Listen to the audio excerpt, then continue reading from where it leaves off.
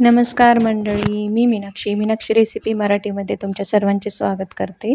सर्वांना श्री स्वामी समर्थ. आज आपण बटाटा वेफर्स बघणार आहोत. तेही एकदम पांढरे शुभ्र आणि एकदम तेलात टाकताच फुलणारे असे वेफर्स आपल्याला बनवायचे आहेत. तर त्यासाठी काय तयारी करावी लागते आणि आपण हे वेफर्स बनवताना एक सिक्रेट पदार्थ घातला आहे, ज्याने काय होईल, आपले वेफर्स हे एकदम पांढरे शुभ्र होतील आणि आपण ही वेफर्स बनवताना कुठेही तुरटीचा वापर केलेला नाही. तर मग वेळ न गमावता रेसिपीला सुरुवात करूयात.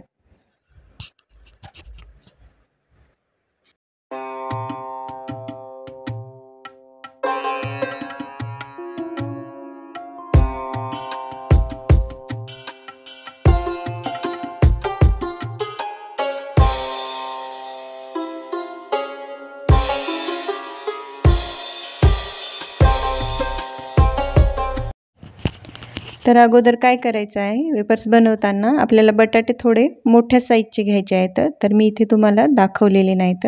तर मी इथे 5 किलो बटाटे घेतले आहेत.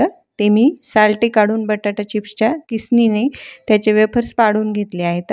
तर अगोदर काय करायचं, बटाटे साल्टे काढून 1 तासभर पाण्यात टाकून घ्यायचे आहेत व नंतर त्याचे वेफर्स पाडून घ्यायचे व नंतर ते वेफर्स 2 ते 3 वेळा पाण्याने स्वच्छ धुवून घ्यायचे आहेत. अगदी त्यातले जे गढूळ पाणी निघून जाईल.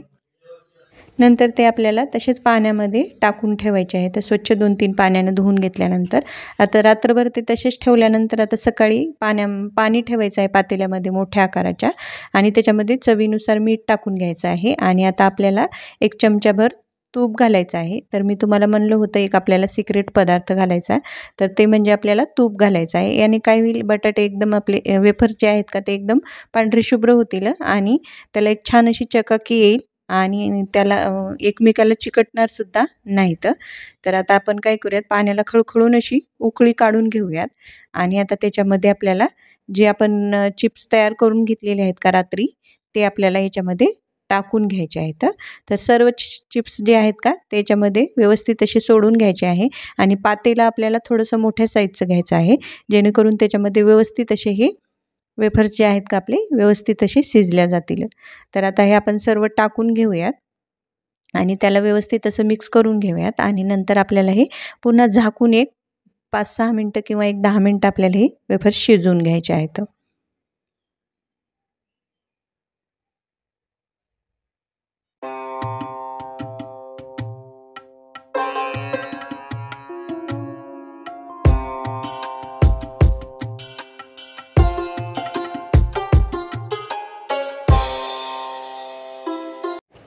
आता आपण हे वेफर्स टाकल्यानंतर मी व्हिडिओमध्ये दाखवत आहे त्याप्रमाणे आपल्याला एक मोठा झारा घ्यायचा आहे आणि त्याला व्यवस्थित असं मिक्स करून घ्यायचं आहे. बघू शकता पाणी एकदम पुरेसं आपल्याला झालेलं आहे. आता याला झाकून आपल्याला 5 ते 10 मिनटं शिजवून घ्यायचं आहे. तर बघू शकता मी तुम्हाला 1-10 मिनटानंतर दाखवते. तर वेफर्स शिजले असं कसं समजायचं, तर मी व्हिडिओमध्ये दाखवत आहे त्याप्रमाणे घ्यायचं आणि असं हाताने तोडायचं. ते आपला वेफर्स हाताने तुटला की समजायचं आपले वेफर्स तयार आहेत.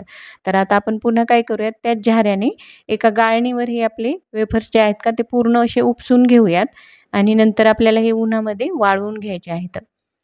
तर आपल्याला एक तारेची गाळणी आपल्याकडे असते ना, त्याच्यावर आपल्याला हे उपसून घ्यायचे आहेत, जेणेकरून जे पाणी आहे का ते सर्व निचरल्या जाईल आणि आपले वेफर्स असे वरती राहतील.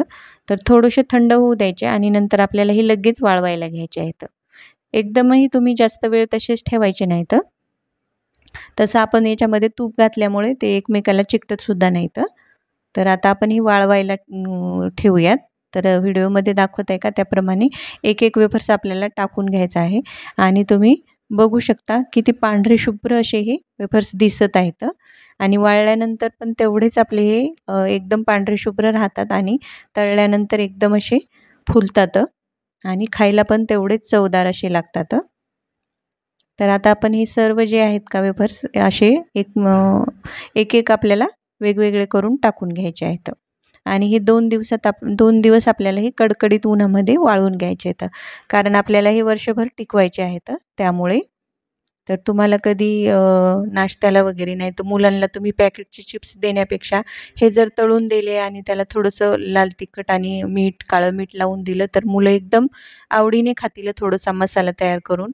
आणि एकदम आपण घरगुती केलेले आहेत एकदम पूर्ण स्वच्छतेची काळजी घेऊन एकदम आपल्या हाताने केलेले आहेत, तर त्यामुळे त्याची चवसुद्धा वेगळीच असते. तर तुम्ही ह्या पद्धतीने नक्की करून बघा.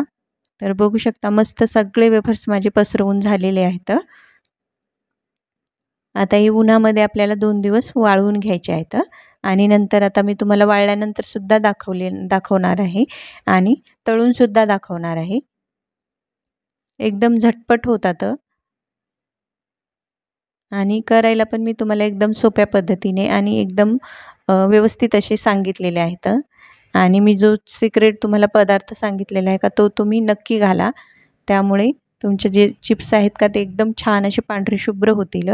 आणि मला कमेंट करून नक्की कळवा की तुम्हाला काय फरक वाटला तुम्ही ज्या पद्धतीने करता आणि माझ्या पद्धतीने तुम्ही केले तर. नक्की मला कमेंट करून सांगा. आता आपण हे वाळवून घेऊयात 2 दिवस. तर बघू शकता मी 2 दिवस उन्हामध्ये कडकडीत वाळवून घेतलेले आहेत आणि तुम्ही बघू शकता मस्त असे आपले हे चिप्स झालेले आहेत. आता आपण हे तळून घेऊयात. बघून तुम्हाला दाखवते तळून. तर बघा तेलामध्ये टाकताच किती मस्त असे फुलत आहेत.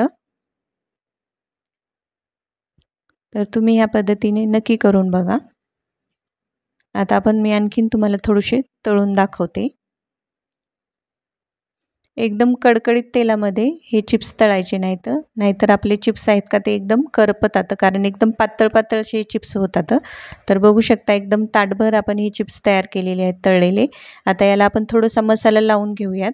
तर तुम्हाला जो आवडतो का मसाला मी इथे थोडंसं लाल तिखट, काळं मीठ आणि साधं मीठ टाकून घेतलेलं आहे. आता याला व्यवस्थित असं लावून घेऊयात आणि मी तुम्हाला एक तळलेला आणि एक वाळलेला असा चिप्स दाखवत आहे. तो बघू शकता आकार तुम्ही त्या किती मोठा झालेला आहे.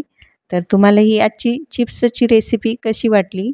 वाळवणीच्या पदार्थात नक्की करून बघा आणि मला कमेंट करून नक्की सांगा तुम्हाला कशी वाटली ही आजची चिप्सची रेसिपी. आणि माझ्या व्हिडिओला लाईक करा, शेअर करा, चॅनलला नक्की सबस्क्राईब करा. तर मग भेटूयात अशाच एका नवीन रेसिपीमध्ये. तर आजची रेसिपी पाहिल्याबद्दल धन्यवाद.